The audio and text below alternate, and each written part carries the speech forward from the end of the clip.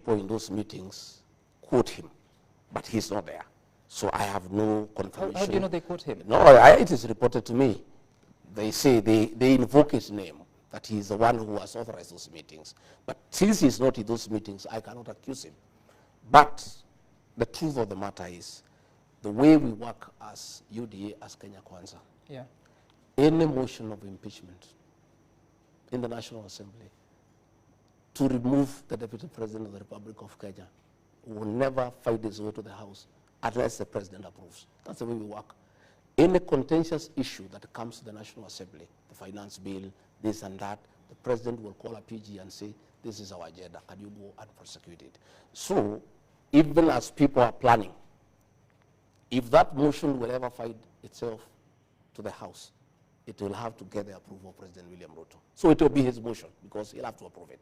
So since we have not reached there, I don't want us to say anything about it. Okay. But that is the truth, because we have a way we work. That is a very heavy matter.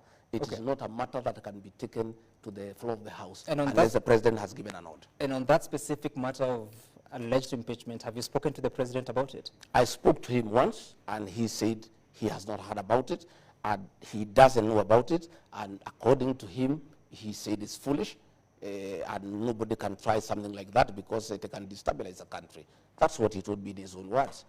And thereafter, there was a meeting. He called members of parliament, and the matter stepped down. The matter has come up again. I have not asked him again. When I get an opportunity, when he comes back, I'll raise the matter again with him. I'll say, Mr. President, a meeting was held here, this was said. A meeting was held here, this was said. What do you have to say about it? Mr. President, do you want us to destabilize this country?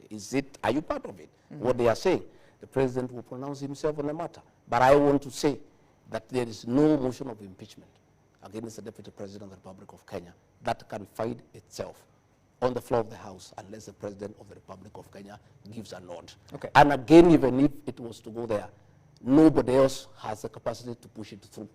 It's only the President himself. There is nobody else who can. Getting 233 members of parliament, it's only him who can push it through. But that's another discussion for another day. Don't you think that's a problem? Because the Constitution of Kenya has separation of powers between the executive, the judiciary, and the legislature. Are you admitting that parliament is controlled by the President? What I'm saying in Matter Kenya Kwanza, UDA, serious contentious decisions are agreed in a PG convened by the President. You saw the finance bill, he's the one who was driving it.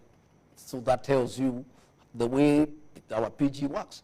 Anything contentious, anything with serious national implications will have to get the nod of the President. And I understand the political party democracy, but are you comfortable that a House business must get a nod from the President, including a clause on oversighting the Deputy President, in this case, invoking Article 150 of the Constitution? That is the reality of our Kenyan politics.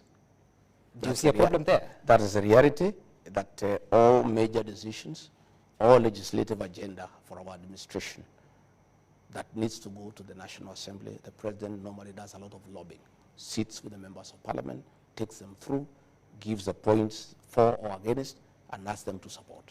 That has been the practice. And it did not start with the President William Ruto. It's as old as history. Because every government has a legislative agenda. So the President will call his PG and whip his members into a certain direction. You know, you sat in Parliament the previous, last term. Would you have been okay for President Uhuru Kenyatta to control how you are going to make decisions in the House? Well, in matters government agenda, it is right, because the party that is in power has a responsibility to ensure that the President and his administration succeeds. And they have a responsibility to support his legislative agenda. So it is important that once in a while, when there is important matters of government before the House, the President will convene a meeting and persuade his members why they need to support that legislative agenda, and he will whip them into action. There's nothing wrong with the President whipping his people in a certain direction. So when is the last time you got instructions from the President on executing your mandate in terms of assisting him? No. I have clear duties given by the President in Executive Order number 1 of 2023. Yep. The President doesn't give me day-to-day instructions. I have many functions that I do, very many, by the way. And one of them is any other duties assigned by the president. That is the one now is on day to day. So when is the last time you got such kind of an assignment? I think I was in Nyeri agricultural show last Friday to represent him. I was in Mombasa the other week to represent him in the agricultural show. Those are functions assigned to me by the president. Okay. On a day-to-day basis. Okay. Oh, all right. And that weekend, particularly on Sunday, you were expected at an AIPCA church event that the president was attending. Instead, we saw you at the Our Lady of Sorrows in Kirinyaga. Why didn't you show up for the other events? No, I think people talk from ignorance. There were two functions. Yes. That the president